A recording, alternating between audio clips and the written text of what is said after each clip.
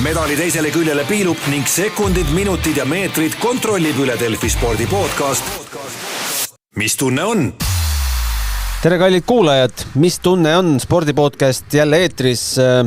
Saatejuht Gunnar Leheste seekord ja külaliseks oleme kutsunud mehe, kelle CV on mitme lehekülje pikkune, aga CV-s enamasti on projektid, mille taustal või mille kättpidi sees on ta ise olnud.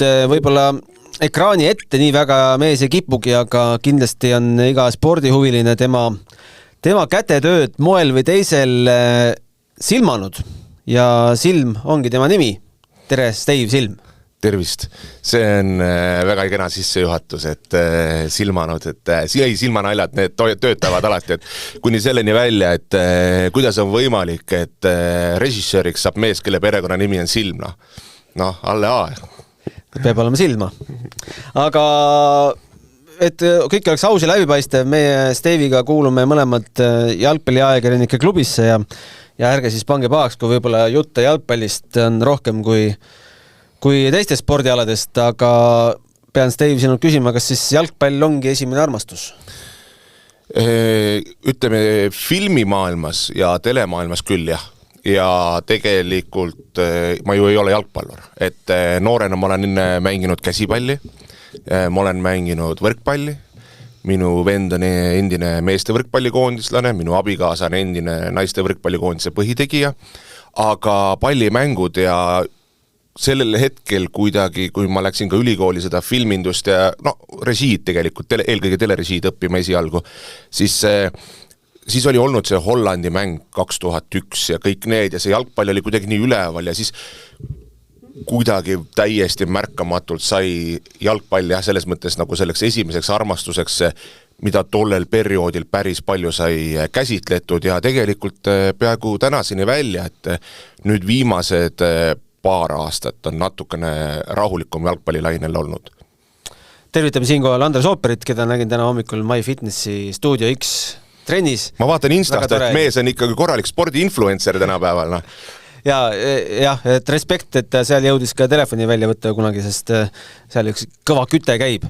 Aga mis seal salata, Steve nokitseb, ütleme siis nii, hetkel ühe filmi kallal.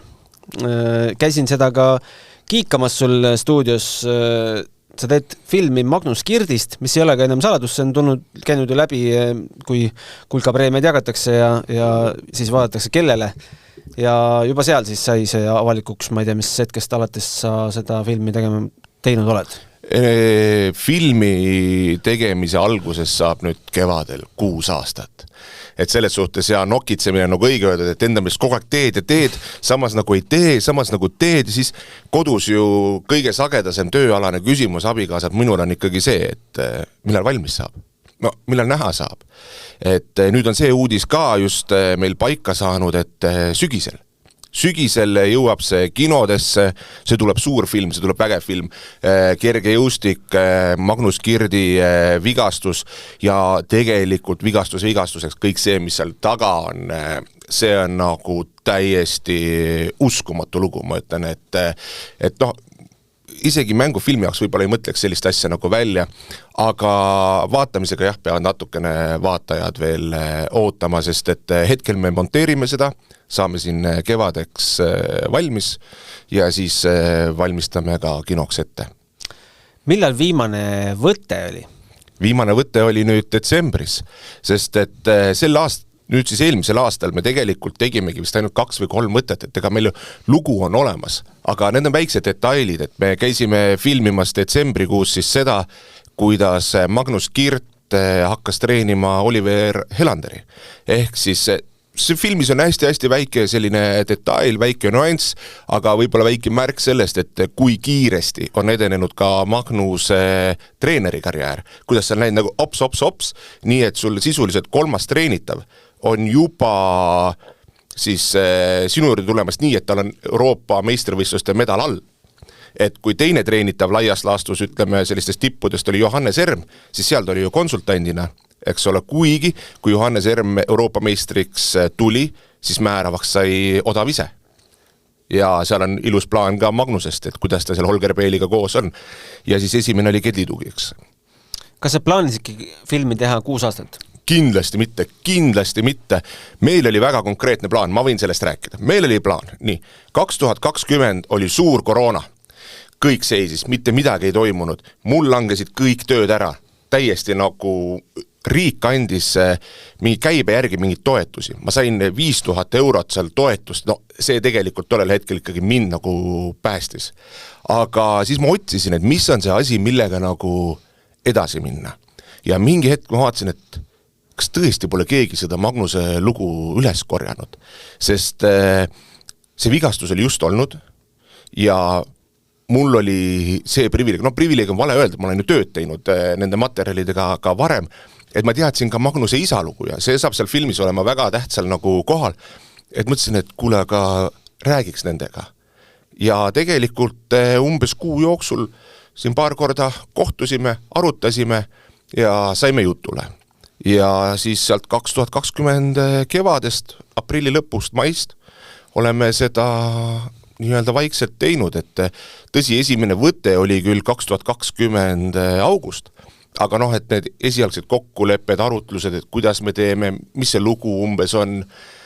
Ja mõte oli siis see, et 2020 läheb Magnus olümpiale, võidab seal kulla ära, teeme need taustajutud sinna juurde, meil on selline tund 20, väga kena film, kõik on nagu vinks-vonks.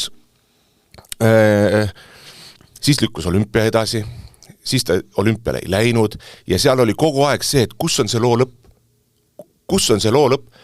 Ma ütlen ausalt, et mul oli päris mitu suve tuksis, sest et sa ei julgenud ka puhkusele minna, sest et abikaasa oli ka kõrval juba närviline, et millal me läheme, mida me teeme, ma ütlen, kuule, aga proovi aru saada, mul on nagu keeruline, et iga kell võib tulla, Magnus ütleb, et nüüd juhtub selline asi, eks ole, ma pean suutma reageerida.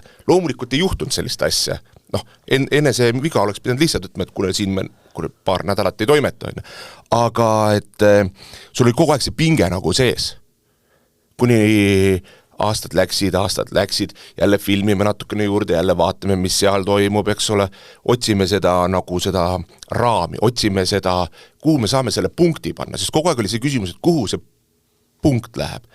Kuni me sellega leidsime, et kuni lõppes see karjäär ära, hakkas treeneriks, loodi pere ja siis kõik need väiksed linnukesed nii-öelda langesid nagu väga hästi nagu kokku.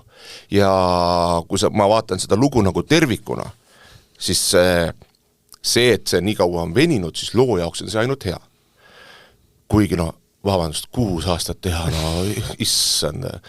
issanda rist nagu, ütleme niimoodi, et see on nagu päris tühjaks nagu võtnud küll, et sest sul on vaata see sama, kogu aeg pinge on peal, mis saab? Mis saab, kuidas edasi, mis nüüd toimub, eks ole, kogu aeg on see pinge peal, kas saab, ei saa, okei, siis sa vaatad ka eelarve poole pealt, et me peame jälle võttele minema, aga see on jälle kulu, ma pean jälle kodus nagu tegema seal kodukontor, mul on selline, vaata seal käisid 3. korrusel see kontor, istud jälle seal päevad otsa, teed mingisugust asja, kõrvalt inimesed ei saa aru, mis asja sa teed, aga filminduses on ju üldiselt nii, et ka see et need tasud, filmitasud, et üldiselt see on selline, et kui sa Eestis teed dokfilmi või suurt filmi, siis raha peab sul endal olema.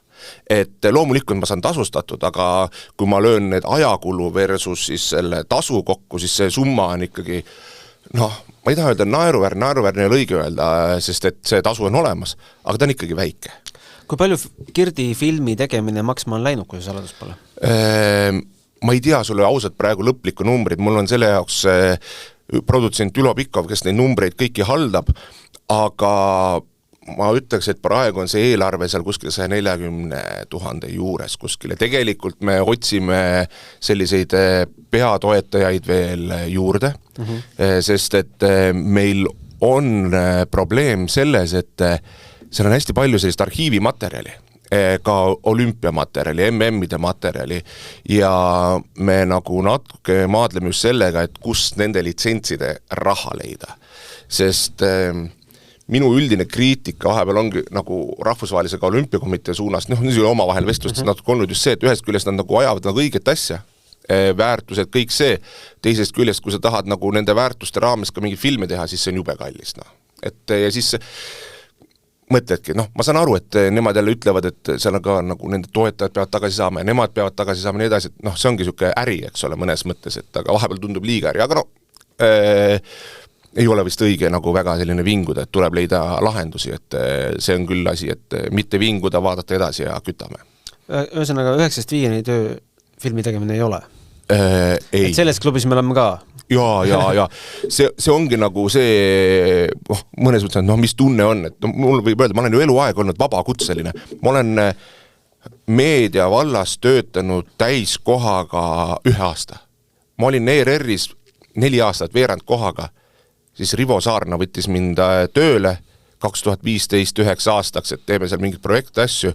Aastad ei saanud täiski, kui tuli koondamisteadena.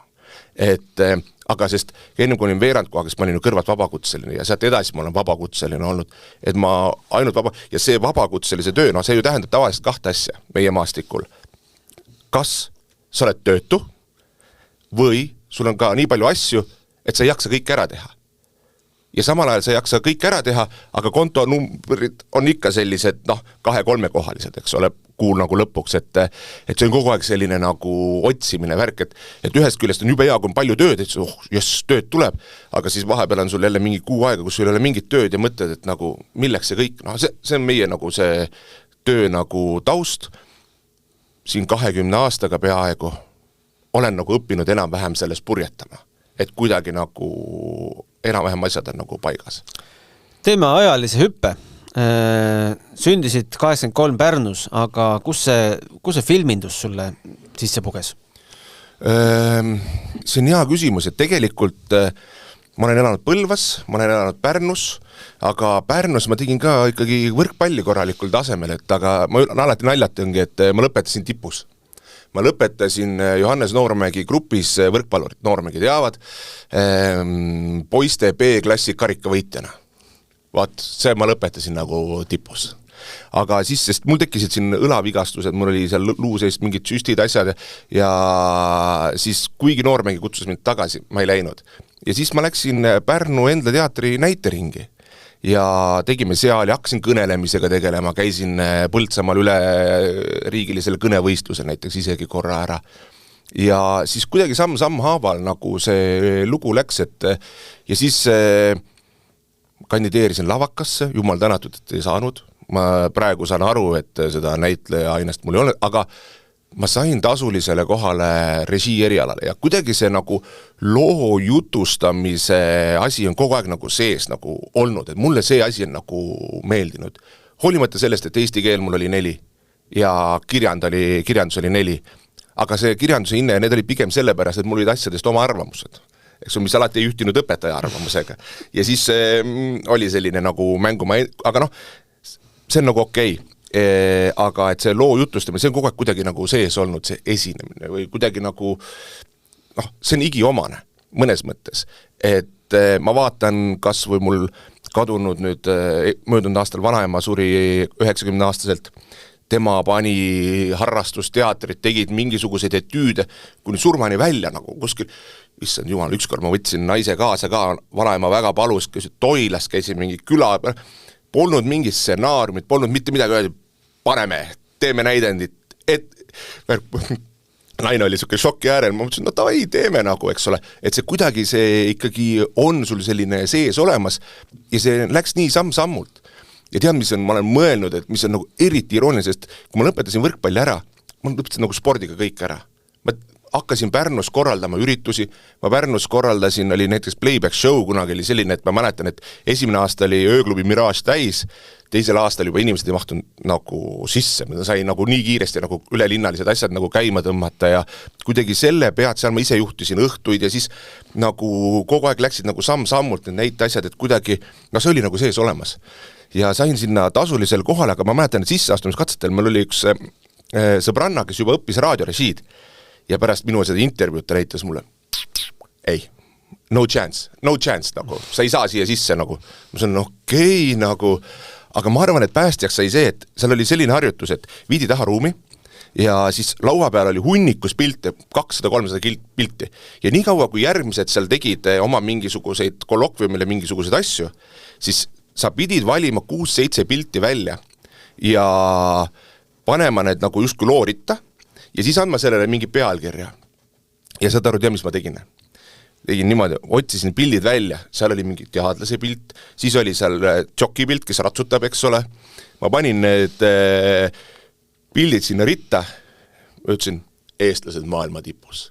No saad aru, alateadlikult mingi sporditeema, ise umbes kujutasid ette ka, et vangelise muusika veel mängib nagu taustal, eks ole, nagu Conquest of Paradise umbes tuleb.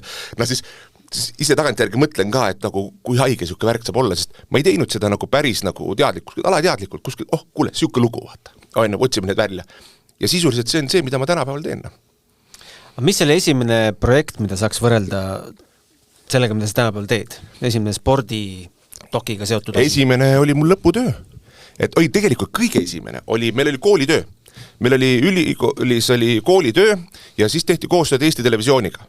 Ja jumal tänatud, ma sain Teet Konksiga, see on legendaarne pealtnägi operaator minna võttele ja ma tegin intervjuu Kojamehega.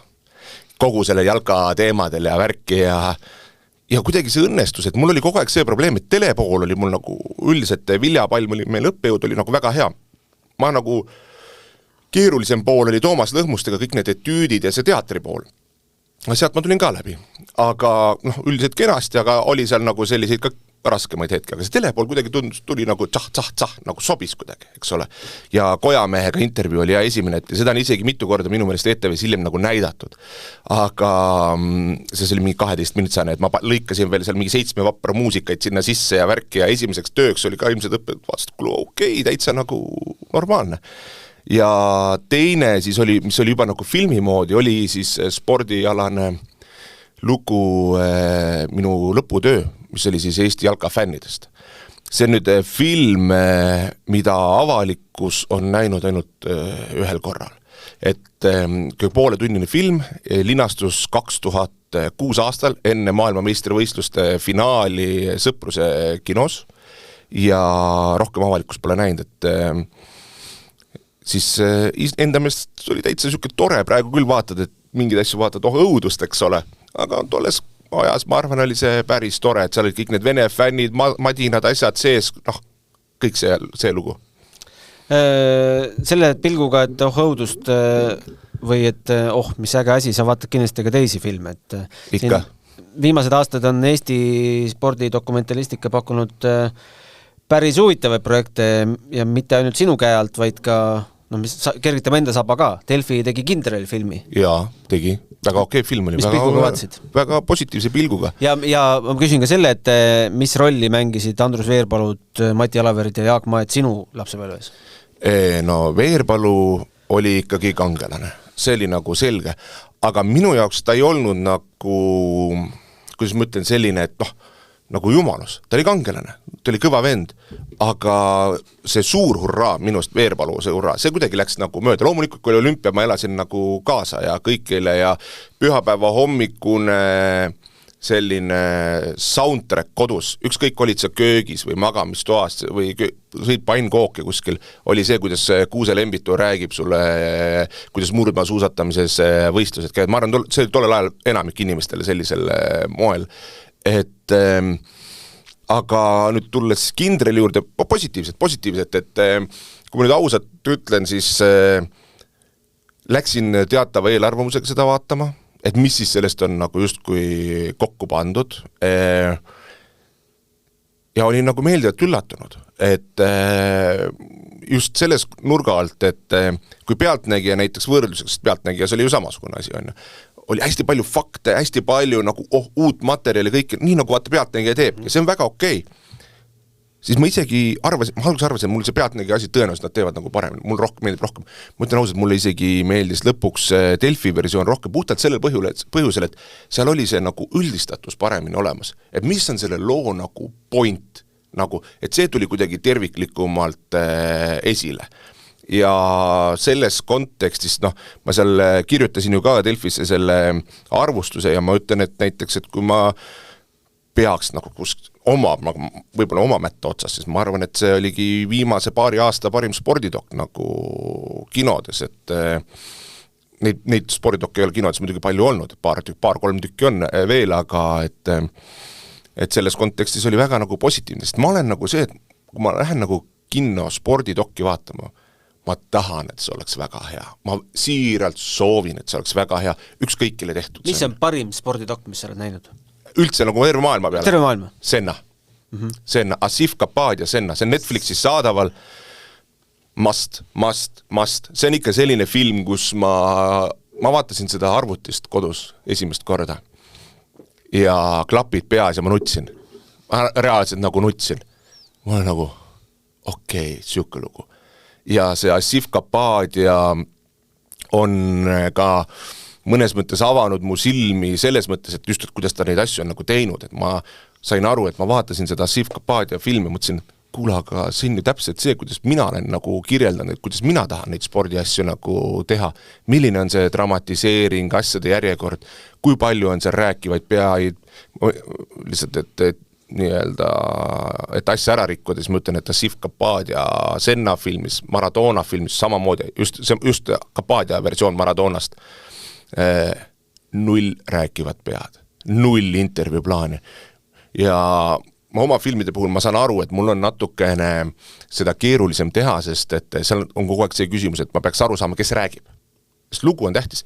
Ja siis ma näitangi vahepeal 6 sekundit nimetiitri jagu, ma näitan näo, et inimene viiks hääle ja näo kokku, that's it. Et see on ka see teine selline sari, mis ma arvan ka üks parimaid spordidokki sarju, eks ole, Jordani Last Dance. Ma vaatan seda ja mõtlen, et mitte seda, et vau, kui hästi see on tehtud, nüüd ma kergitan oma sava, vaid mõtlen, et kurat, ma teeks täpselt samamoodi. See on täpselt see skeem, mille järgi mulle nagu meeldib oma asju teha. Ja nüüd ongi alati see küsimus, et ma ei tea, kas see tuleb nagu alati nagu välja, aga ma näiteks hindan hästi palju seda, näiteks filmide puhul ka seda struktuuri. Mul üks monteerija ütles ka, kuule Steve, kui ma siin oma neid doksarju tegin, et ütles ka Steve, mitte keegi ei mõtle struktuurile nii palju kui sina, aga see on ülioluline, et kuidas saada see lugu niimoodi voolama, mis hetkel mingit asja näidata, mis hetkel need teemad nagu vahetuvad, et seal oli see kõik nagu olemas. Plus oligi see super, et seal olid need vanad arhiivikaadrid, siis oli vahepeal tänapäevast asja, see nagu super, Aga kõige kehvem film? Issand, ma jään sulle vastuse võlgu, et kogu lugupidamise juures, kõigi tegijate juures on ka neid olnud. No aga tihti kehvade filmidega on see, et kui sa just ei ole kinos neid vaatamas, siis sa vaatad natukene ja tänapäeval on see telekanupp, et ma mäletan, Vilja Palm juba ülikoolis õpetas, et meil on 3 sekundi reegel laias laastus, eriti televisiooni puhul. Kinos on sul natukene rohkem seda mänguruumi. Et sa pead vaataja haarama 3 sekundiga, sest muidu tuleb teleka nupp ja vahetab kanalit. Et seal ongi see sama, et filmide puhul räägitakse, esimene asi ongi siuke konks, hukk, millega sa võtad või kuidas sa võtad, eks ole, vaataja nagu enda rüppe, nii et ta tahab kogu seda ülejäänud ka filmi nagu ära vaadata. Ja samas sa ei tohi ka keskel olla väga igav. Ja selle trikk ongi see, et sa pead suutma esitada kogu aeg vaatajal küsimusi, mida ta siis peas justkui nagu lahendab. Et okei, mis edasi saab? Okei, miks see siin nii oli? Ja siis sa hiljem pead sellele suutma ka vastata. Et need on need, mis panevad, eks ole, nagu sellist nagu filmi nagu tiksuma. Ja kui sa vaatad neid filme, seal on täpselt see kõik olemas. Mingisugused, et miks ta ütleb sellist asja ja sa mingi hetk saad nagu selle lahenduse või et need on nagu, need on need asjad, mis filmi puhul minu silmad panevad põlema, kuule, lahedalt tehtud või lahe komponeering. Film versus sari.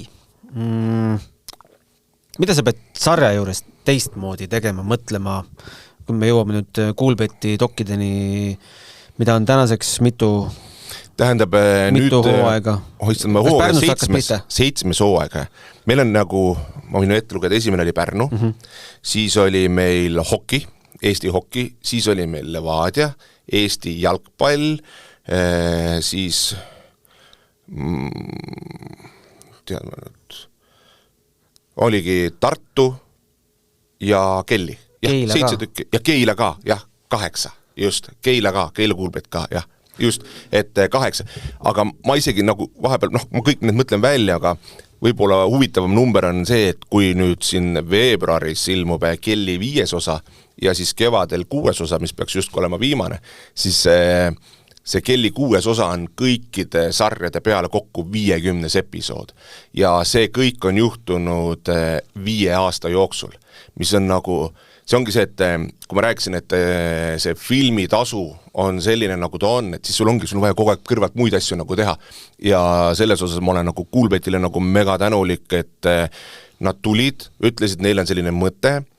Alguses nad tahtsid sükust lühikest asja, ma ütlesin, kuule, aga üldine nagu moto on see, et minimaalsete vahenditega maksimaalne tulemus, et teeme, ma proovin, vaatame, kuidas hakkab tulema.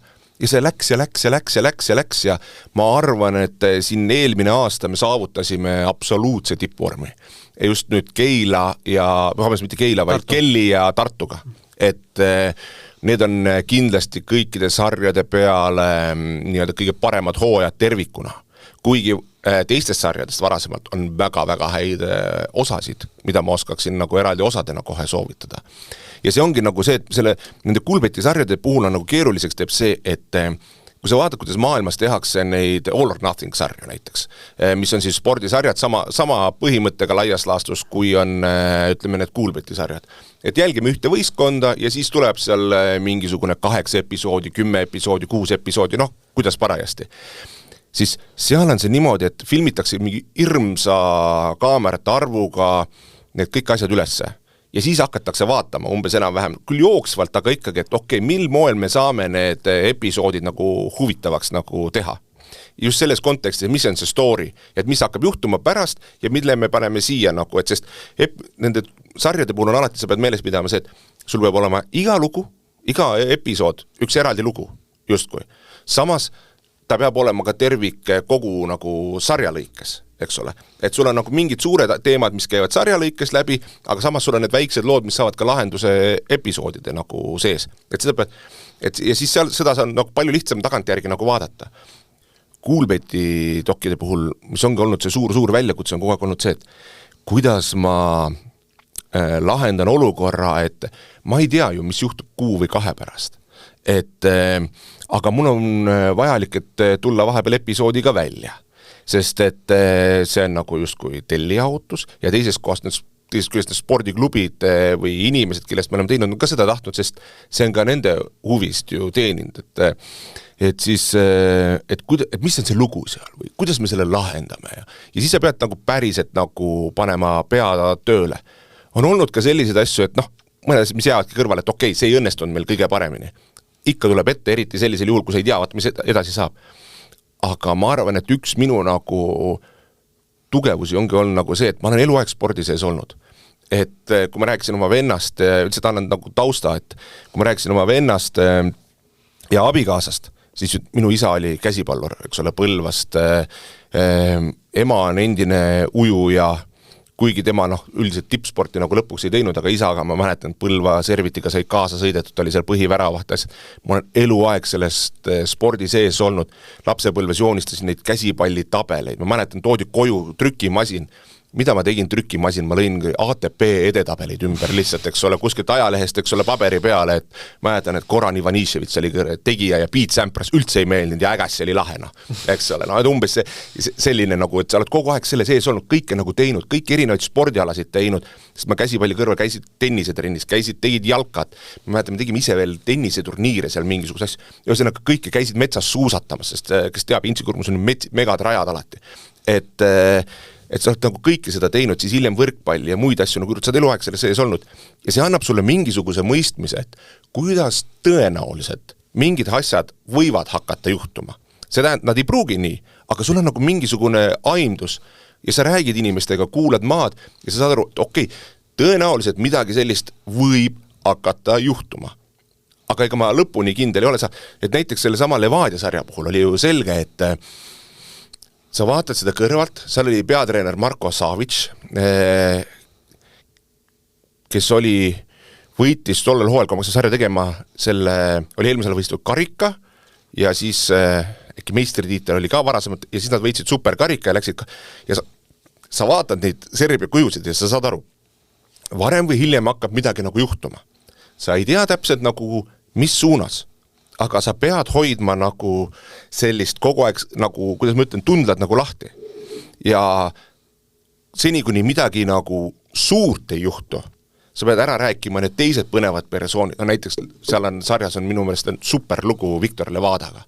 ju enam-vähem esimest korda, kui Viktor on üldse lasknud kedagi oma koju ja see ongi see, et siiamaani vist mul on nagu mulje jäänud, et Viktor hindab mind väga kõrgelt, sest me lähenesime lugupidamisega, me rääkisime tema loo ära, ta sai oma loo ära rääkida, kõik olid rahul ja inimesed said mingi sellise sissevaate, mida nad ei ole varem nagu näinud, eks ole. Et sa teed nagu need asjad ära ja siis mingi hetk hakkas nagu juhtuma. Juhtus see, mis Islandil, kus nad said selle hirmsa paki 6-1, kui ma õigesti mäletan. Ma ise seal ei saanud olla, sest siis ma saatsin Kuulbetist Rasmus Raidla, kes on ju endine ka Delfi töötaja ja andsin mingid küsimused asjad ette ja vahepeal laivis nagu tegin, aga seal oli operaator Madis Reimund, kellega ma palju koostööd teen, kes tegi ka selle Kindrel-filmi, eks ole, et talle andsin ette, et kuule jälgi neid ja neid asju, vaata, mine sinna, eks ole, pluss Madise nagu trump on see, et ta oskab ka nagu endise sukse noori jalgpallurina, oskab ka nagu hinnata seda, et mis siin ruumis nagu toimub. Ja ma arvan, et visuaalselt ja kogu selle emotsionaalselt see on üks paremaid osa, see Islandi osa. Aga loomulikult, kui sa vaatad nagu sündmuspõhiselt, siis seda Levadia 7. osa nagu, see oli ka raju, kus need treenerid vahetusid, kink visati riietusruumist välja, et meil on see nagu salvestuse peal ja kõik need jutud, et ja millise intervjuu see Tarmo Kink kandis. Ja vaata, siin on ka see, mis on nagu siis üks sellise doki tegemise nagu asju, mida sa pead nagu meeles pidama. Ma rõhutan kõigile, küsitakse, et kuidas ma selliseid asju näiteks saad, et kuidas on võimalik, sa lähed ja sinuga juhtub, eks ole. Tegelikult on ju see, et sa pead looma selle usalduseliku sideme, et ma ei ole siin selleks, et sulle käru keerata. Ma olen siin selleks, et lood nagu ära rääkida. Sina saad oma loo ära rääkida, tema saab oma loo ära rääkida, mina ei anna hinnanguid. Mina lihtsalt räägin teie lugu võimalikult huvitavalt.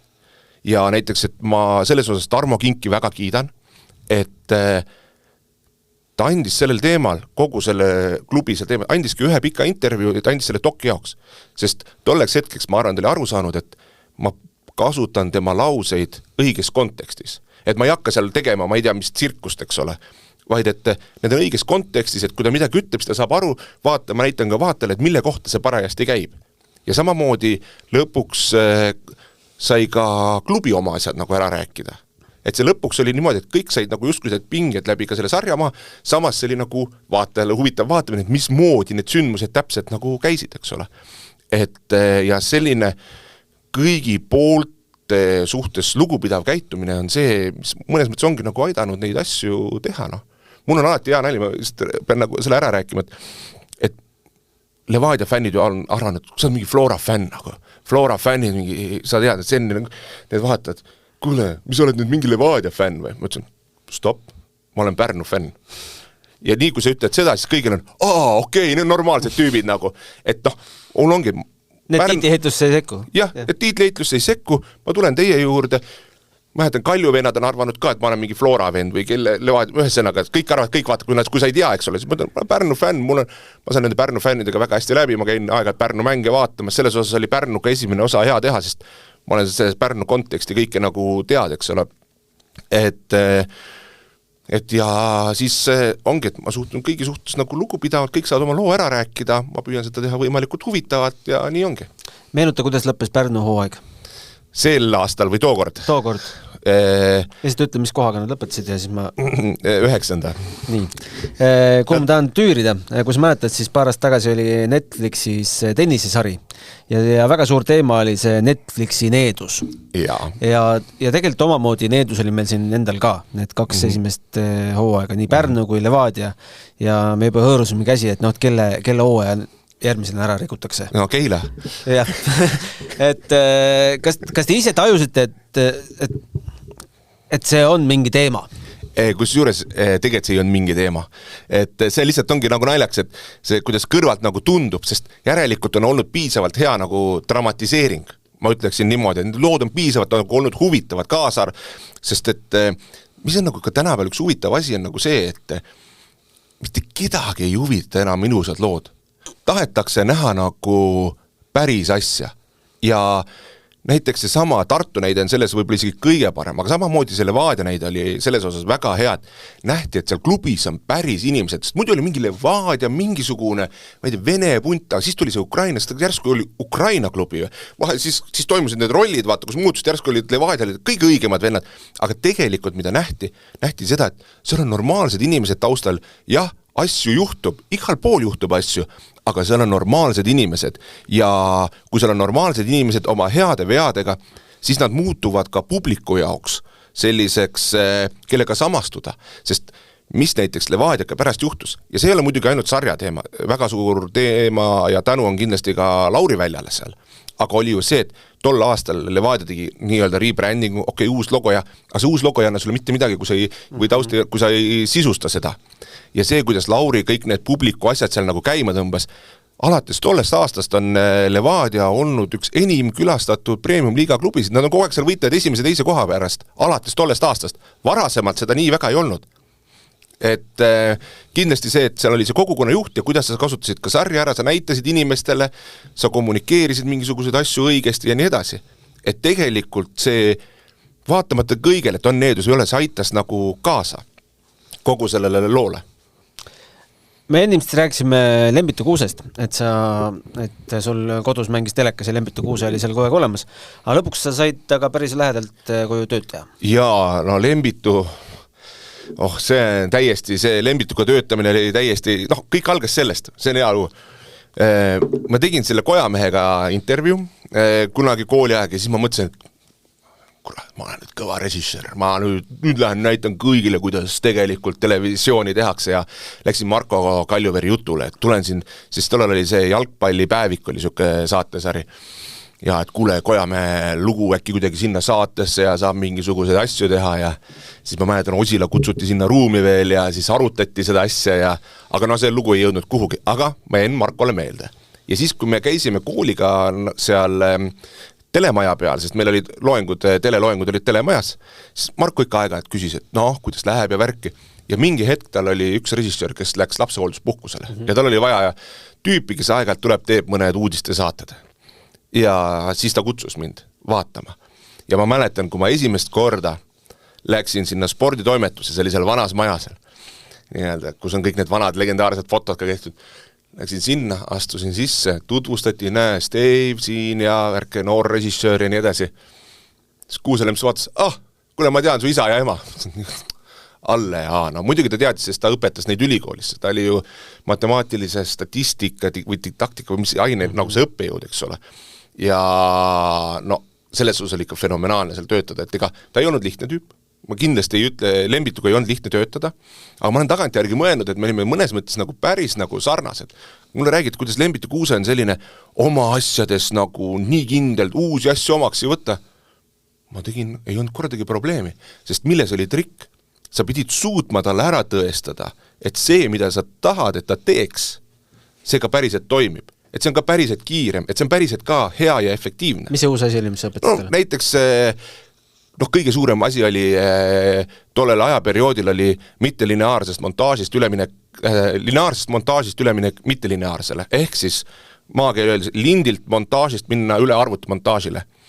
Ja Lembitu ei sallinud seda arvutimonti, sest see fenomenaalne. Mees keeras linti, ütles pane märk siia uudiste seal, pandi märk sinna, perfektselt, kõik tal oli nagu, taustalt matemaatika, kõik nii klappis, kõrvad vaadata, fenomenaalne asi. Ja ma mäletan, kuidas ta siunas neid arvutimonte, kõik on nii palju aeglasem, lindile on palju kiirem, kõik värk. Ja ma arvan, et ma olin esimene, kes suutis talle ära näidata, et kuule, tegelikult siin arvutis me suudame mingid asju palju kiiremini ja efektiivselt teha. Ja siis hiljem ei olnud enam nagu probleemi, sest talle, ja siis ta ka uudistes, kui oli need arvutis, ta läheks alati nende monteerida, see oli kiiremad, kellega tal nagu see klappi saata. Alati on valikut, aga kui tal oli võimalik nagu valida, et sa pidid seda nagu tõestama talle. Ja siis me hakkasimegi saateid tegema. Ja ma ütlen, et meie tipphetk oli, ma arvan, see oli 2014 umbes, Tallinna jooksumaratoni aegu. Me tegime väga palju saateid, väga palju, nagu neid Tartu maratonid, Esto Lopetid, Estonian Cup rattamaratonide sarju, kõike tegime nii, et üks päev võtte, 2-3 päeva hiljem meeter, kõik põhjalikult läbi monditud, kiiresti, aga see tipp oli Tallinna maratoni aegu, ma arvan, et see aasta oli 2014. Jah, sest 2015 ka äkki. Üks nendest ühesõnaga, seal kus me suutsin, et see oligi see, kus see logistika nagu väga tähtsam. Sa tead, mis on Lembitu võimed ja sa tead, et kuidas logistiliselt mingit asju nagu lahendada, siis ma mõtlesin välja masterplaani. Et kui kell 4 pannakse pühapäeva õhtul Tallinna maratoni see finish kinni, siis kuidas on võimalik, et kell 19.15 on maratoni kokkuvõttev saade eetris sellisel viisil, et sul on kõik graafikad peale, sul on muusikaga läbi monteeritud asjad, kõik on paigas, nagu see oleks saade, mida oleks mitu päeva nagu kokku pandud, et kuidas seda teha. Ja siis oligi nii, et ma mäletan, abikaasa sõitis, tollel ajal ta veel ei olnud abikaasa, aga kohe sai, sõitis jalgrattaga telemaja ja siis seda stardi-finiši vahet, kindlatel kellaaegadel operaatoriga vahetada ära need kaardid, siis Lembitu teadis, et nüüd hakkab kell nii palju saama, ma pean lugema sisse tekstid. Järjekordne fenomenaalne mees läks, ma ütlesin ka, et kõige parem koht, kus tekste lugeda on see, et sa lähed sinna maa-alla parklasse, tal oli sinna auto valmis pandud ja Vabaduse väljaku alla sinna maa-alla parklasse, istud sinna autosse, sest auto on üks kõige paremaid helibokse üldse, mis üle saab olla. Ja Tauno Peit, mäletan, oli operaator, pani kaamera käima ja Lemps võttis niimoodi, pani seal pliiatsiga parasja kirja ja tuli see tekst, nagu vaat pärast võib-olla 1-2 korda komistas, puhtaks, see materjal teles kiired, tak, puhtad käärid, tegime ühes montaažis seda kõik asju, korda mööda mina monteerija, sest mingil hetkel mina lõikasin asjad puhtaks, siis monteerija jälle pani selle pilti ühe maki taga ja saime hakkama. Ise ka pärast mõtlesid, et kurat reisk, hästi panime.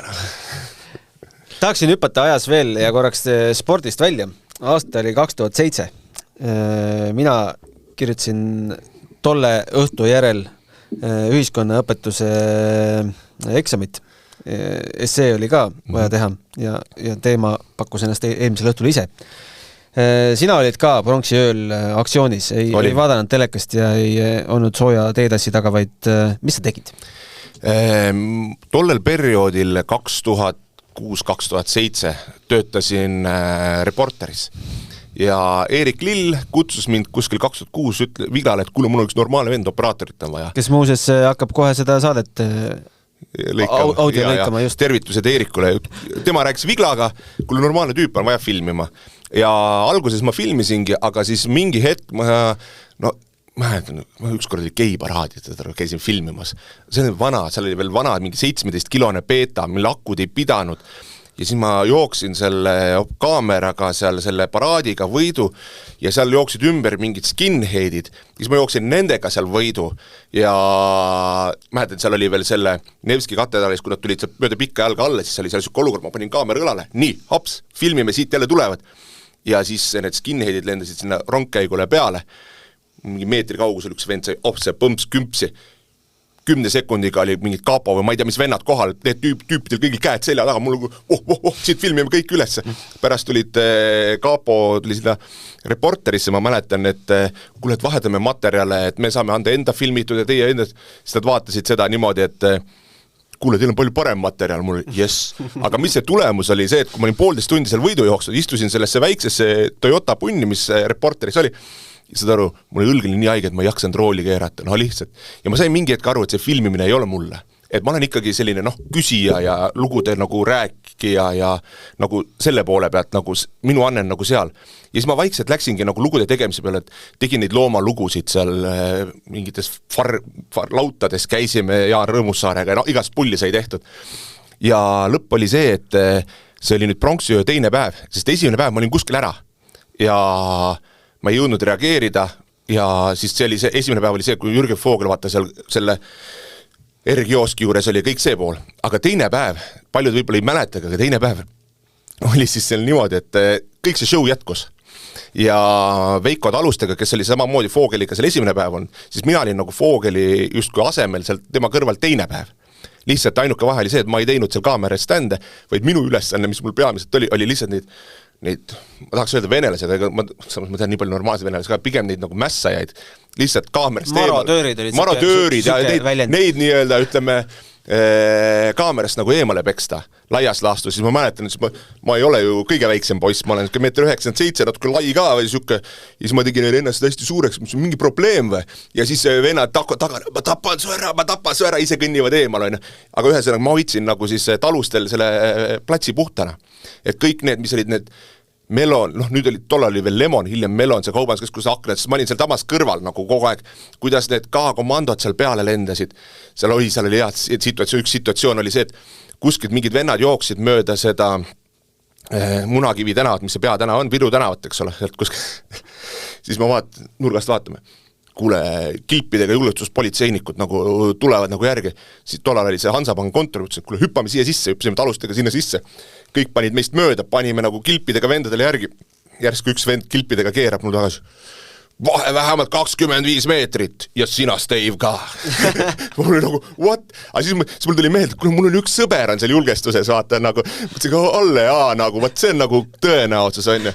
Või siis oli seal Musumäe juures, et siis nad olid seal Tammsaare pargist, viskasid kividega ja viskasid seal kivi sinna Musumäe poole, me olime seal kõnnitee peal, hüppasime kõrvale edasi-tagasi. Ja mingi hetk, see, kus on sealt see samas see praegune, ka tollal oli see ülekäigurada, kuidagi jõudsime sinna pargi nurga peale, läksime filmima.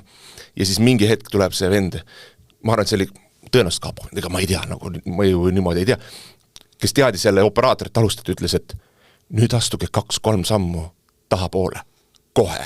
Astusime 2-3 sammu tahapoole ja lendasid selja tagant mingisugused vennad peale, ops, käed kinni, värk ja ei tii, no ütleme, oli seiklust, kuni selleni siis talust oli ka hea hull vend, et seal oli siuke olukord, ma mäletan, et üks oli see, kus on need tunnelid seal kaubamaja juures, siis kui see K-komandod ja need seal peale lendasid, eks ole, siis pandi see tüüpidel käsi raudu, siis oli need talust hüppas seal üle piiret ja sinna nagu treppide peal, filmin teil kõigil siin näo üles, lähete kõik siit vangi nagu, haige värk nagu, noh. Adrekas oli üle? Ja, või see talustega lihtsalt teine legend oli see Merike Veskus, oli reporteri režissöör, tema rääkis seda, mina seda ei näinud, aga rääkis seda lugu, et vaatab seda materjali siis läbi, see oli vist esimene päev, mingid vennad olid posti külge pandud, vaata nende lipsukatega ja lipukatega sinna külge ja siis taluste filmib neid ja järsku läheb kõik kuduseks, onne. Ma kerin edasi-tagasi nagu, et mis siis juhtus, onne, et need vennad olid sülitanud kaamerasse, onne. Ja siis ma kerin edasi, et vaata, mis edasi saab, järsku midagi liigub, eks ole. Taluste sülitas vastu, noh umbes selline, et aga võib ju küsida, et sa ütlesid, et lähme spordist eemal, aga sellel on väga kõva link tegelikult ka spordiga. Nii. Sest et 2007 ma läksin sporditoimetusse just otsapidi tagasi, ma olin kogu aeg nagu ühenduses, et kui seal 2005 ma alustasin, 2005-2006, et siis ma olin see nii-öelda, eks ole, asendus just kui režissöör seal, kes aeg-ajalt nagu andis ja ma olin lepingul ja see tähendas, ma võisin kõiki muid asju ka teha ja kui vaja, nad helistavad mulle ja ma teen seal spordiuudiseid. Aga siis samal aastal 2005 me hakkasime tegema sarja Terve suvi, mis oli minu välja töötatud nagu formaat, et mulle anti kohe selline võimalus saate sari, ma mäletan, et paljude vaatajad kindlasti tea, Joonas Hellermaa, meie sükene kuulus saatejuht, see oli tema kõige esimene saade, mida ta juhtis. Joonasega sai toredaid lugusid tehtud. Ja siis hiljem sealt 2007 ja 2008 tekkis selline jalgpallisaade nagu Lisaaeg. Ja see oli näiteks esimene telesaade siis Aed Süvari jaoks. Ma hätan ka, kuidas ma Aedale ütlesin, tekst maksimum 30 sekundit ja seejärel sünkrooni koht maksimum 20 sekundit ja niimoodi sa kirjutad mulle loo ja siis me teeme sellest kokku, et nagu sükse tempoka asja, eks ole. Aga no see selleks. Ja siis 2008 juhtus selline lugu, millest me tegime ka sinna saatesse nagu loo, et oli Balti turniir Jurmalas. Ja nii nagu ikka, mul oli see oma mingi väike käsikaamera, ma ise selle jaoks filmisin, sest ega noh, muidu sul oli ikka, sa pidid 1-2 päevaga maksimum saate jaoks ikka asjad üles võtma, aga ja seda raha ju ei olnud, et saata sind kuhugi siis tiimiga Lätti, see ei tulnud kõne alla, nii vaene, kõik raha ei ole, no siiamaani saame ütta, raha ei ole, no ei ole ka, päriselt ei ole, aga noh, ühesõnaga, siis mul oli mingi oma käsi ka, ma filmisin seal ja siis hakkas juhtuma, et see mäng oli Leeduga Jurmalas ja seal olid siis kohale tulnud Leedu mingid ultrad ja siis olid Eesti fännid ja põhimõtteliselt juba mängu vaheajal leedukad näitasid eestlaste poole, et me tulime siia selleks, et teiega kakelda. On ju, et arvestage. Pärast mängu läheb löömaks. Okei, mina sain seda muidugi hiljem teada, ma vaata ei olnud selle jutuajamise juures. Okei. Ja siis hakkas juhtuma. Kõigepealt tuli mingisugune, ma ei tea, kuidas vaadati, et sinine särk on seljas. Lasti mingi fänntribüünile, see oli Moskva Dinamo särk, kes pressiti Eesti fännide hulka. Läks juba teravaks seal tribüüni peal. Ja kogu selle mängu taust oli see, et see kohtunik lasi seal sellist vilet, et see pidi olema fiksitud mäng, nagu see ebareaalne, milline vile oli. Ja see oli nagu eestlaste kahjuks, on. Ja kõigil olid seal nagu juba närvid nii läbi, seda kohtuniku vilistati värki, pärast oli see vend Musta Mercedesega väidetavalt ära sõitnud. Ja siis oli 3 Eesti fänni, kes nagu protesti märgiks, mõtlesin, et loodan, et ropendad, mõtlesin, et fuck it nagu. Et jooksid väljakule. Ja mäng seisab, rahvas selle rõkkab, kõik, eks ole, sest see kõik oli nagu tõesti siuke absurd, nagu, mis seal nagu toimus. Aga selle Jurmala staadioni taga oli mingisugune muruplats selline, kus ka puud kasvasid ja nii edasi. Ja 2 tüüpi panid siis edasi, hüppasid seal üle aia ja tulid pärast ringiga tagasi ja kõik oli okei. Aga 3. vend mõtles, et ma annan ennast kätte, mis mu kõik juhtuda saab, et teevad võib-olla siin trahvi, eks ole, ütlevad, et ära nii tee, maksan selle mingisugune 200 seal ära kuhugi, eks ole, siis olid veel kroonid, et võib-olla 2000 krooni kuhugi trahvi nagu ära, aga need mendid, ma julgen öelda mendid, sest ta kasutas ka selle sama sõna seal, sest need ei on normaalsed tüübid, need ju olid nii vihased, sest kui ta jooksis, mul see videos kõik olemas, üks vend oli seal nii paks, eks ole, jõudnud talle järgi joosta, viskas teda selle kumminuiaga, ei saanud pihta, aga siis järgmised vennad, nii kui kinni võeti, põhimõtteliselt lihtsalt peksid ta nägu ja keha kumminuiaga. Eesti fännid seda ei näinud, sest see toimus seal kuskil puu taga, aga teises tribüüni otsas olevad Leedu fännid, need nägid ja sellel hetkel ei tulnud leedukad enam eestlastega kaklema, vaid tulid politseiga kaklema, sest teist fänni nagu pekstakse. Ja mida need politseinikud nagu siis veel tegid, siis võeti see tüüp sealt kinni ja saad aru, nägu üles paistet on läbi pekstud, toodi Eesti fänni tribüüni eest veel läbi, et viidi sinna taha, saad aru, tuldi veel näitama ka nagu seda, nagu mis siis hakkas juhtuma. Siis oligi nii, et mäng lõppes ära, seal oli selle Dinamo vennaga oli juba mingisugune peaaegu kakelung seal tribüünil, siis ma filmisin seda, siis sa kuuled, midagi veel toimub, jõudsid siis nii-öelda teisele poole nagu staadionit sinna rõdu peale kuhugi, siis ma mäletan, seal oli üks mingi Läti politseinik, see juba paugutas püstolit, pah, Leedu fännid seal olid siis, mida nad tegid, nad tulid Eesti fänni politsei käest päästma. Sest see tüüp oli pandud sinna pirukasse juba, põhimõtteliselt või kohe oli nagu panda maas ja nad ründasid politseinikud, et seda fänni sealt nagu kätte saada. Ja siis politsei hakkas, lasi seal paar hoiatust, lasku, siis olid kumminuiad, välkusid. Ma ütlesin, et ma olen pronksi veel käinud, see mind väga ei sega, rahulikult filmisin seal nagu need kõik asjad vaata üles, et sellise, kui sa tundsid, et ega see väga nagu erinev, mis siin nagu pinget nagu ikka on, eks ole, hullematki nagu nähtud on. Ja siis see olukord seal lõppes sellega, et nuiadega peksti Leedu fännid bussi peale ja buss saadeti minema. Samal ajal Eesti fännid aplodeerisid Leedu fännidele. Samal ajal seal all oli siis see tüüp, eks ole, kes oli kinni võetud, just kui taheti kongi panna, siis mäletan, Pohlak, Aivar oli ka ju seal, ja siis Pohlak pidas politseiga läbirääkimisi, et seda tüüpi politseisse ei viida ja lõpuks Aivar rääkis selle venna nagu sealt välja. Hiljem Tallinnas selgus, et venna oli põsesarna luu mitmest kohast katki ja mis seal kõik olid nagu. Ja nagu mis see kirsina tordiks nagu selgus hiljem, et miks siis olid sellised politseinikud, sest seal koha peal öeldi ka, et need ei ole mingi eliit nagu, kes tavaliselt nagu jalkamängudel on, et mis toimub, on. Ja siis hiljem selgus, et samal päeval Riias oli geiparaad ja kõik põhivennad olid seal. Ja siis oligi, et ilmselt sellel nii-öelda teistel seltskonnal sai seal nagu mõistus mingi hetk nagu otsa, et mida ja kuidas käituda või puudus see kogemus või saad aru, et ja sealt see asi nagu lappesse läks. Ühesõnaga, sa ei tundnud ohtu enda elule? Ei, see ongi nagu kõige, sest sellel hetkel sa olid juba nagu kõike nähtud juba ja see ise tagantjärgi mõtled, et kuivõrd nagu absurdne see olukord nagu on, et okei, siis andsin veel kõrvale sinna, et hoia mul kaamerat, ma otsin veel mikrofoni rahulikult välja, lähme vaatame siis sinna alla nagu ebareaalne.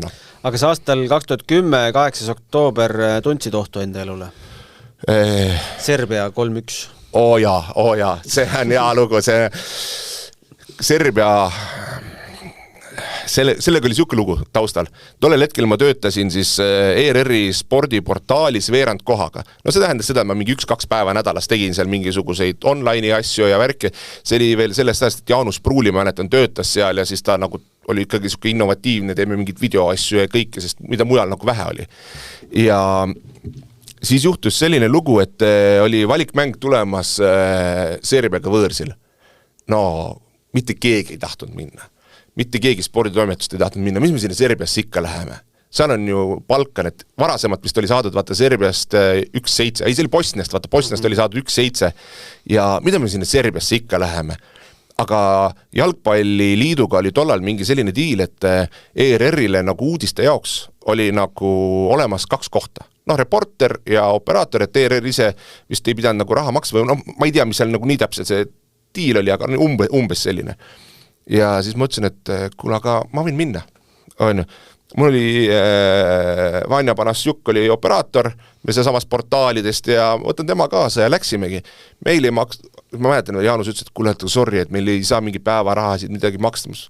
Savi nagu, let's do it, nagu äge vaata, teeme ikka nagu tuhi pealt neid asju. Siis mäletan, sinna mängule sõitsime.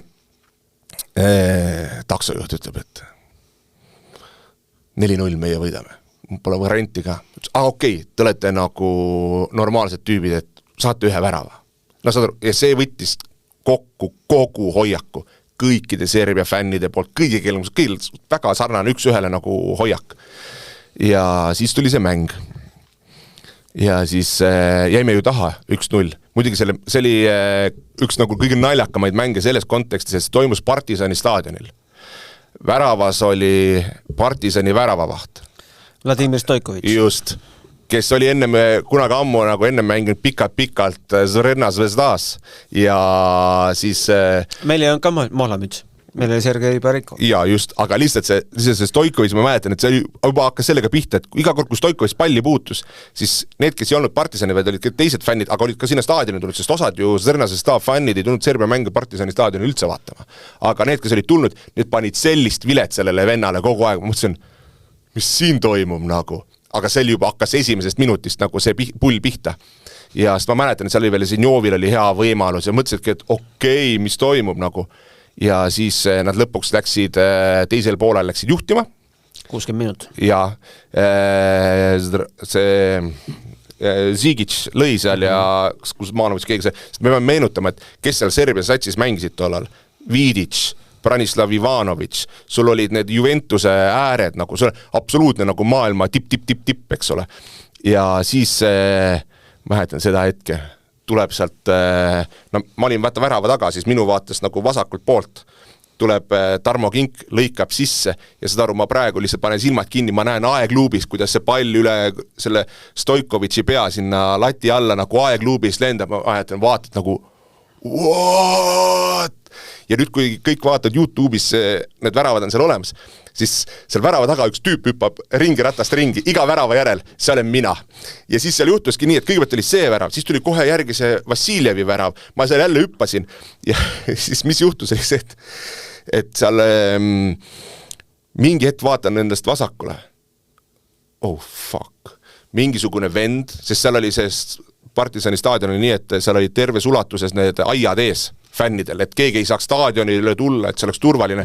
Ja üks vend on seal aia värava peal ja 4 turvat lükkavad teda, nagu lükkavad täiega tagasi ja siis tüüp näitab nagu stata poole, ei, ma ei lähe staadionile, ma ei taha staadionile, ma tahan minna selle venna juurde seal ja siis näitab minu peal, mul on, oh fuck, mis nüüd saab, on. Ja siis lahenes see nagu nii, et lõpuks seda lihtsalt ei lasknudki sellel vennal tulla, mul oli nagu jumal nagu tänatud. Aga korraks oli küll nagu päris kõhe tunne, sest et noh, sa ei tea, kuidas need serblased ju käitud, täiesti ettearvamatud tüübid. Mis su põgenemisplaan oli? Ma teadsin, et paremal sul ma teadsin, kuidas Eesti fännid olid. See oli ainus nagu variant, kas minna fännide või Eesti pingi juurde joosta. Et need olid nagu ainsad asjad. Aga see, ja siis kui tuli see 3. värav, see oli siis see, et see saag jooksis palli peale, aga lõpuks oli see oma värav, eks ole, see vend seal kuklaga nagu läks, mõtlesid ka, kas see siin nagu päriselt juhtus. See on ju ebareaalne nagu, see oli täiesti uskumatu. Ja muidugi ühe koha ma magasin maha, ma pean tunnistama, sest see juhtus nii, et nii kui mäng lõppes, sa nägid Tarmo Rüütlit peale, et ta oli lihtsalt nii heas tujus. Ja saad aru, ma mäletan, päev ennem nad rääkisid Poomiga, me teeme siit niimoodi, lõikame nad siit ja siit ja siit ära ja mul jäigi mulje, et seda plaan nagu töötas 100% nagu. Ja siis sa näed, kuidas Tarmo Rüütli laia naeratusega liigutab kätte, et noh, tulen räägin ka suga või. Mõtlesin, muidugi tule, tavai, kaamerad kiiresti valmis, teeme kohe staadioni äärest intervjuu. Ja seetõttu ma magasin selle koha nagu maha, kus Eesti koondistlased läksid staadionilt välja.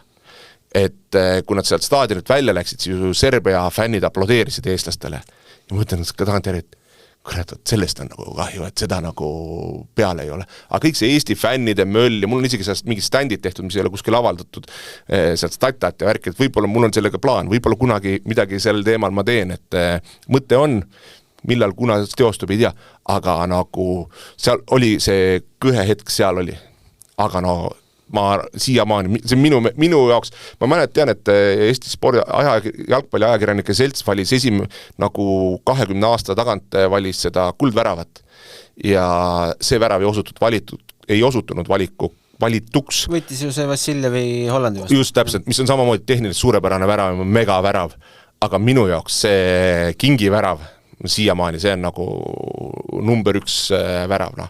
Sest see kogu see kontekst ja kõik, kus me tollel hetkel nagu olime, see uskumatu. Spordidokumentalistika oli meie esimene teema, kuhu me jõudsime, oli pronksiöö ja Serbia ja Jurmala, aga tegelikult on päris palju põnevat ka tulemas. Lisaks sinu filmile me ootame pikki silmi ju ka Eerika Salumäe dokfilmi. Jaa, see lükkus edasi. Ennem tuleb välja mängufilm, aga noh, me teame, miks see edasi lükkus, on seal mingite õiguste probleemid. Kui palju taustal sellega jama on? On. See õigust, vaata ma mainisin ka, et me nagu seda otsime nii-öelda natukene sponsoreid veel juurde, lihtsalt, et just seesama õiguste teema, need summad, mida saab näidata, mida mitte, millises territooriumil kõik see nagu mängib nii suurt ja seal võivad eriti näiteks olümpia puhul need summad minna väga suureks. Et jah. Selle sa ei tee ise, seal on selleks juristid ka? Jaa, no mul on selleks mul on produtsent Ülo, mina nagu ajan need esimesed kontaktid ja asjad välja, sest ma Kirdi filmi puhul olen ka selles mõttes tegevprodutsent juurde, ma tunnen vaata neid inimesi, läbi kelle kuhugi jõuab, kust mingisugust materjali nagu saab, eks ole, kellega peaks rääkima, näiteks Kirdi puhul oli ka hea lugu, et filmisin siis septembris veel intervjuu Niraj Chopraga, Niraj on ta õiehääles, Niraj Chopra, Tšehhis filmisime ja siis kuna tema treener on ju see Jan Las ta olla Jan praegu? Ei, no Šelesni, Šelesni just täitsa lõpe, Jan Šelesni maailmarekordi omanik ja kuidas me ajasime siis seda Janni seal taga, et oleks ka nagu nõus rääkima ja lõpuks oli läbi Erich Teigamäe, kes rääkis siis Tšehhi alaliidu presidendiga, kes rääkis Janniga, sealt tagasi tuli et ma tean, et eestlased on mind siin juba mitu kuud tagasi ajanud, aga ma ei ole umbes nõus rääkima ja värki. Aga samas, et ongi, mis ma tahan öelda, et Janniga jäigi rääkimata, aga et seesama, et sa leiviste nende kontaktid, sa pead kõigepealt saama need mingisugused nagu diilid nagu paika ja siis lõpuks tekib see summade nagu asi ja kõik seal muud, et see on... Kas sa saad summa alla, kui sa ütled, et sa oled Eestist? Ei. Kedagi ei huvita, eriti olümpia puhul. Näiteks seal ongi lihtsalt summasid vaata jagatakse ka selle puhul, et mille jaoks sa nagu võtad, kus see levi on. Et näiteks, et esimese õigused sa võtad ütleme Eesti territoorium ja festivalid on. See on üks summa. Aga nii kui sa ütled, et ma tahaks terves Euroopas nagu näidata, summa hüppab kohe nagu üles ja nii edasi, et see on täiesti täpselt selline juristik erinev maa ja kõik diilid on natukene erinevad ja kust ühesõnaga isegi ERR-is on ju see, et sa küsid sealt ERR-i arhiivist materjale välja, siis küsitakse millest kuhu ja siis vastavalt sellele on nagu hind, eks ole. Et õnneks ERR-iga on asjad üldiselt suhteliselt selged ja klaarid ja teiste rahvusringhäälingutega ka, et ma olen ju siin ka ülega olnud ühenduses küsinud materjale Tšehhi rahvusringhäälinguga, Need hobuste filmi jaoks ma leidsin üles, kui mul oli see 2 südant Slovakkiast ühe materjali, mida võib-olla siin Eestis ei olnud nagu nähtudki, et sa nagu uurid ja siis iga kord on nagu erinevad teemad, et mis summad, mis aja peale ja nii edasi, nii edasi.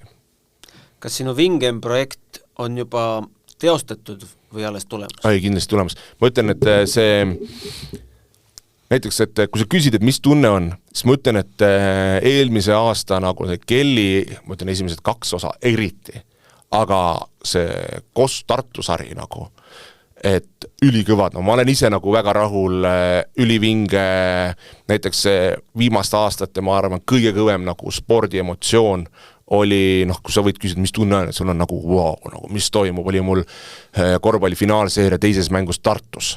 Et seal oli siuke olukord, et Tartu oli 20-ga taga ja siis nad hakkasid seal viimasel veeranajal järgi tulema ja see rahvas läks nagu nii käima, et nad olid veel mingi 6-ga või midagi taga, 3 mintsi enne lõppu, ma mäletan. Lihtsalt rahvas tõusis ise püsti ja hakkas lihtsalt terve saal, hakkas Tartu marssi nagu laulma. Praegu mõtled, mul kananahki juurde.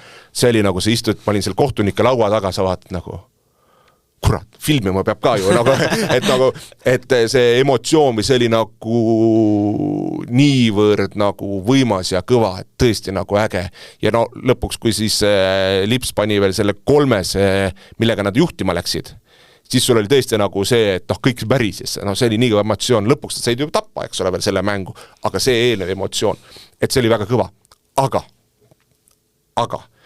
ma arvan, et see Magnuse projekt praegu, nii-öelda see tõenäoliselt on veel nagu kõige-kõigem, et võib-olla mulle see lugu hästi endale nagu meeldib, see taust, et see on ju tegelikult, pealtnäha on see spordilugu, aga tegelikkuses on see ühe spordimehe saatus, tema perekonna lugu, need asjad, millest ta on pidanud nagu läbi tulema ja see lugu nagu sellise inspiratsioonina nagu on kõva. Ega seal vandesõnu esineb ka, sest ma ütlen, et tänapäeval inimesed ei taha näha seda nagu ilusti maalitud pilti. Ja et ongi, et see nagu aeg on möödas, kus sul on see, et sa ütled, et see mees on nii kõva nagu, see mees on nii kõva ja siis maalid mingi ilusa pildi. Keegi ei usu. Kõik tahavad näha nagu tegusid. Ja kui sa vaatad, et mida see vend nagu tegi või teeb, sul on nagu mingitel hetkedel nagu et ühest küljest see ei ole terve mõistuslik, aga teisest küljest just see, et mis see tahtmine on või mis see spordi emotsioon on või soov midagi nagu saavutada. Ja mina nagu sellega nagu ka ise hästi nagu mõnes mõttes nagu samastun. Et ma arvan, et ise nagu arvan, et see tuleb nagu väga-väga nagu kõva. Reklaami on muidugi olen nüüd teinud ja kõik on nagu nii suureks rääkinud, eks kogu trikk asja juures on veel see, et nüüd tuleb see nagu ära ka vormistada, et see mängib ju tegelikult. Ja siis näiteks, mis mind näiteks alati häirib, on see, et te peate seda filmi tulema vaatama, me nägime sellega nii palju vaeva. Keda huvitab nagu? Sorry, absoluutselt ei huvita, kui palju sa nagu vaeva nägid. Ma võin rääkida, kui palju vaeva ma olen nagu näinud Magnuse filmiga, ma olen tõesti nagu näinud nagu sitta kanti nagu vaeva selle mingite asjadega. Aga ma saan samal ajal väga hästi aru, et mitte kedagi see ei huvita nagu. Et inimene läheb kinno, ta vaatab seda ekraani ja kas see meeldib või ei meeldib. Tema level on see, et meeldib või ei meeldib. Mõni vaatab sügavamalt, et päris lahe nagu lugu, kuidas see nagu üles tehtud. Mõni analüüsib veel igat detaili, eks ole. Magama. Jah, no see oleks muidugi eriti kurb, kui keegi seal nagu magama jääks. Sest nagu higistatud on, et see oleks vaatajale nagu väga huvitav. Aga kui keegi jääb magama, fine. Ma olen ka ise kinos magama jäänud. Aga see oli ükskord, ma olin mingisugune kahvi ja sigaret selle filmi. Tegelikult film mulle nagu väga meeldis, aga ma olin lihtsalt otse magamata ja siis ma... Ja film, kus ma magama jäänud. Ja, just. Mängime korra lõpuks fantaasiat mängu ka. Fantaasia mängu esimene küsimus on see, et kui sind on 1, Kuulbeti sarja oli ka 1. Kui sa peaksid valima viimasest paarist aastast mõne sporditiimi või sportlase, kelle teekonnast just tol hetkel, tol hooajal oleks tahtnud teha dokki, siis kuhu su mõtted viivad? No tähendab kohe kõige esimene mõte oli seesama, millest me rääkisime, 2010-2011 jalgpallikoondis, see valiksari.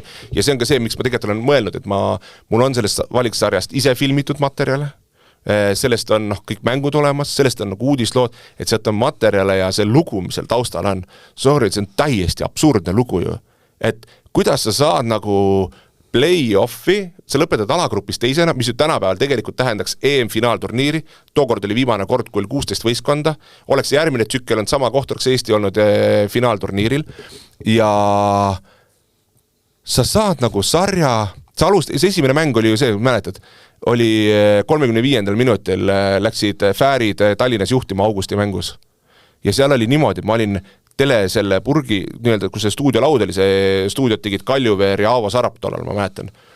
Ja 88-89 minut oli Eestil 1-0 taga.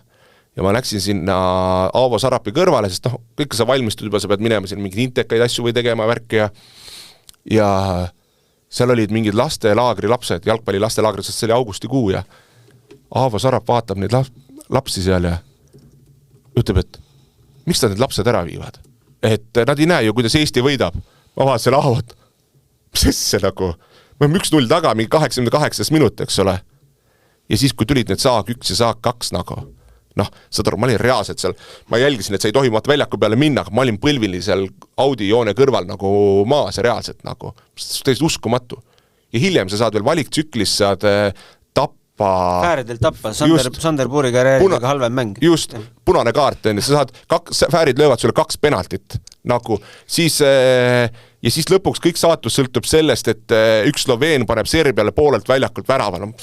Ja siis, mul on need materjalid ju kõik olemas, kuidas siis need fännid vaatavad, A Le Coq Arenal vaatavad seda mängu, Serbia-Sloveenia mängu, samal ajal see just toimunud Ukraina mäng ei huvitanud mitte kedagi, keegi ei mäleta, et me selle tappa saime seal, mitte kedagi ei huvitanud, et kogu see pluss tollane nagu see tiim, millised persoonid, milline need taustalugu, kõik see, see on nagu üks, mis mul on nagu selline mõttetasandil, et olgu see siis välja öelda, ma loodan, et keegi ette ei tule. Hoia neid kaadreid enda käes. Jaa, sest mis juhtus koroona ajal, oli see, et mitte midagi ei teha, mul oli üle 200 mini-TV kasseti ja ma lihtsalt digiteerisin neid. Ma mäletan, kui naine kuulis selle maki kerimise häält juba, nagu ma lähen hulluks. Aga teine fantaasia küsimus, kes on Eesti sportlane, ükskõik kas lõpetanud või mitte, kelles kindlasti peab tulema veel film? Seda ma pean nagu mõtlema, siin mul küll vist kohe sellist asja ei ole, sest ma ju mõtlen see, et kellest on juba tehtud, et päris mitmest on nagu tehtud, et seda peab, ma ütlen ausalt, ma natukene pean nagu mõtlema, aga tead, kellest võiks teha, aga see sõltub, seal on vaja nii palju asju, on Georg Hackenschmidt, sest see on nagu nii naljaks, et ma olen nagu ka selline ajaloofänn, ma olen ka tegelikult välispoliitika fänn ja muud asju ja püüan ennast nagu maailma asjadega kursis hoida, aga siis mõtled, enamik kuulajad võib-olla küsiga, kes kurat on Hackenschmidt, aga kui sa mõtled, et sul on nagu tollane Ameerika president ütles, et kui ma ei oleks Ameerika president, tahaksin ma olla Georg Hackenschmidt. See oli nii kuulus mees USA-s. Ja kogu võib-olla see maadlejate tollane lugu, kes suri tiisikusse, mismoodi need asjad, nagu, aga mul ongi tunne, et seda nagu päris doki võtmes nagu on väga keeruline nagu ära teha. Et doki võtmes, et seal on pigem võib-olla rohkem selline nagu mängufilmi ainest natuke nuputamiseks, aga see oleks nagu huvitav, see on lihtsalt, mis mul praegu kohe nagu prauhti pähe tuli, mida ma mõelnud selle Hackenschmidti puhul, et kõige kuulsam Eesti sportlane, keda peaaegu mitte keegi ei tea. Tõenäoliselt. Kas sul on järgmine dok juba soolas? Ei ole. Lõpetame selle Kelly sarja ära selle aastaga, siis vaatame edasi. Mul on mõtteid, nagu ma mainisin, mul on siin jalkamõtte, mul on siin mingisugused mõtted veel, millega edasi minna, aga vaata see on, et öeldakse, et elus mingisugused asjad käid 5 aasta kaupa, et mõnes mõttes on ka see, et ongi nüüd see mingi 5 aastat nagu täis saanud, et ennast nagu huvitab ka just see, et mis saab näiteks kogu sellest Magnus Kirdi filmist, kui see valmis saab, et kuidas rahvas vastu võtab, kas see sellisel moel nagu töötab, on ju. Sest et tõenäoliselt ma ära kuhu kõik kao, sest mul üks operaator ükskord küsis ka, et Steve, et kuidas on juhtunud nii, et sinust sai spordifilmide režissöör? Siis ma vaatasin talle otsa, ma ei tea, 20 aastat ja siin ma olen. Et nagu, et seda selles valdkonnas nagu läbi lüüa ja edukas olla ülikeeruline. Sul on vaja väga pikka ajaperioodi, sul neid inimesed ei kujuta ette, kui palju, võib-olla kujutavad ka, võib-olla liialt romantiseerin, tõenäoliselt kujutavad, et seda ega lihtsalt eluala ei ole, aga kui sa tahad ikka tippu jõuda või teha nagu ägedaid suuri asju, sa pead ikka kuratlikult palju vaeva nägema ja tulema asjadest lihtsalt kuidagi mingil moel läbi. Minu õnn oli see, et õigel hetkel tuli see kuulbet oma asjadega, ma sain mingil moel selle asja nagu käima. Aga juba varem olid need eelnevad sammud, näiteks Andres Krestinovi film, eks ole, mis sai ka minu meelest päris hea see, või see on Jupiteris minu meelest siiamaani nagu olemas, et soovitan vaadata motocross, lapsena sai Põlvas ju motokrossi kõvasti käidud vaatamas, iga kord 1. mai, Rosma ringrada, et siis, et neid teemasid ja asju nagu mõtteid on, midagi konkreetset veel ei ole, ära ma tõenäoliselt ei kao, aga näiteks, et mis ongi nagu, kui inimesed mõtled, nii lahe oleks teha filme, nii lahe oleks mingi spordifilme teha, siis ongi see, et lihtsalt näiteks dokumentalistide gildis oli ka siin hiljuti üks teema üleval, et kuidas, et meil on üliõpilased, kes lõpetavad dokumentalistika eriala näiteks ülikoolis, et nad ei saa piisavalt kiiresti nagu filme peale. Aga häda ongi nagu selles, et selleks, et teha dokfilme, sul peab olema nagu lai silmaring, sul peab olema mingisugune see elukogemus nagu all. Ja see on see, mis teeb keeruliseks ja keeruliseks just see, et kas sa kannatad selle oma aja ära või sa ei kannata nagu. Et üldiselt on üldse see nagu kunsti erialadel laiemalt, et selleks, et kuhugi tippu jõuda, sa pead ikkagi päris raju teekonna tegemist. Kui sa mõtled ka maailma kuulsate maalikunstnike peale, reeglina nad on kuulsaks saanud alles pärast oma surma. Kahjuks, aga nii on. Filmiga on võib-olla natukene see asi lihtsam selles osas. Kui karm või suur on Eestis konkurents? Ma mõtlen, et kui ma kirjutan loo, siis ma mõtlen peas läbi, et kes veel umbes sama lugu võiks samal hetkel teha. Ma saan umbes 5 nagu väljaannet. Kas sa üldse tajud, mis see konkurents sul maastikul on? Ma tean siin inimesi, kes on teinud spordifilme. Ilmselt oleme ainus, kes teeb neid igapäevaselt. On mitmed väga häid režissööri, näiteks Taavi Arus, kes on kogu näiteks selle Delfi video asja siin ju algataja, ülesehitaja, et temal tuleb nüüd see Puuluubi film, aga ta on teinud jalgratturitest filmi ja tema see esimene pääsuk oli see Andres Sõbra Eesti lugu, eks ole, et ta on teinud väga hea režissöör, väga hea tegija, endine kergejõustiklane, kus juures 800 meetri jookse vist oli või 400, et nagu on teinud, aga viimasel ajal peamiselt teeb muusikadokke ja kõike muud säärast, eks ole. Siis on näiteks Madis tegi sellest Värnikust, Madis Reimund siis on ka on teinud, aga põhitöö on ikkagi muud asjad. Et igapäevaselt ma äkki olengi ainuke või? Sest sul ei ole seda. Sul ongi näiteks see sama Eerika, seal on need doki tegijad, eks ole, see, et nad spordis dokki teevad, on nagu pigem nagu spordimaailma sisse tulek. Nad ei ole nagu igapäevast selles ja see on jumala nagu fine. Samamoodi nüüd tuleb kinodesse see Hõbekontsadel, mis on umbes sama kaua töös olnud kui minu film, eks ole. Et see on siis naiste jäähokist, eks ole, et need inimesed ei ole nagu igapäevaselt nagu spordi sees, aga nad on mingite asjadega tulnud. Aleksei Kuulikov, üks operaator filmi ja seal, tema küll tegi selle vaimusõdalase siin üle-eelmine aasta, aga ühesõnaga, et aga sellist nagu kes igapäevaselt teeks ei olegi, et millest on mul nagu natukene kahju.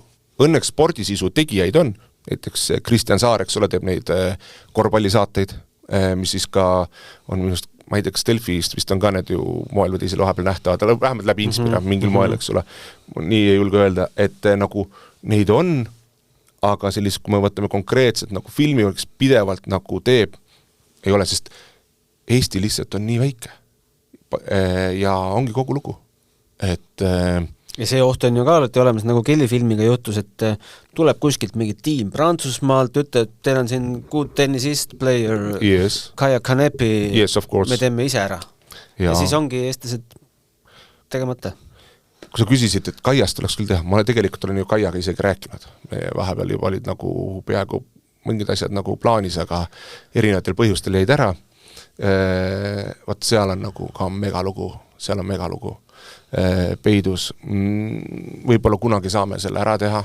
Kaia vaatab võib-olla Magnuse filmi ära, ütleb Steve, kuule, räägime. Puutepunkte seal nende isikute taustal. Ja seal on nagu Kaia puhus, seal on nii palju neid erinevaid taustu. No, sa teed ka tennise podcasti, sa oled sellega kursis, et väga huvitav nagu lugu, teekond tippu, kõik need taustad, asjad, ühes küljest see spordi pool, aga ka see just see persooni pool, et mis need valikud on olnud, mis põhjustel ja et see sama asi, mida ma räägin ka, et mis ongi võib-olla mõnes mõttes minu nagu trump, kui ma nüüd ise endale peaks tegema kõikide sportlaste ees nagu reklaami, et miks minuga tasub nagu teha, on see, et ma ikkagi püüan kõigi vastu nagu aus olla.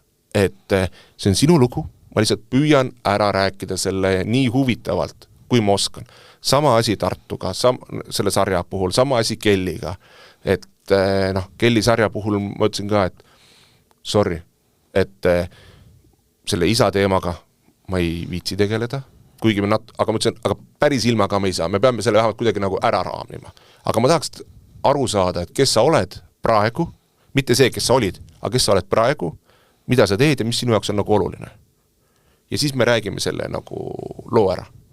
Et see on nagu minu jaoks selline ka väga nagu oluline nagu nüanss kogu selle asja juures, et kuidas neid asju nagu teha. Sa pead tegema lugupidamisega. Aga loomulikult see ei tähenda seda, et sa peaksid tegema reklaamat, sest nagu see Savitsi puhul, selle Levadias mul oli ikkagi osa algusest tuli, et Steve, sa teed siin Levadia propagandat. Ma ütlesin, ei, ma lihtsalt räägin, kuidas nemad neid asju nagu näevad. Tuli paar osa hiljem, kui oli kogu see lahtilaskmist asja, kogu see propaganda jutt oli kadunud, eks ole. Sest ma lihtsalt kajastan seda, mis parajasti see nagu teemaks nagu on. Soovitakse autojuhtidele naelkummi, ajakirjanikele libedat sulge, mida spordidokumentalistile soovida? Offline materjalina.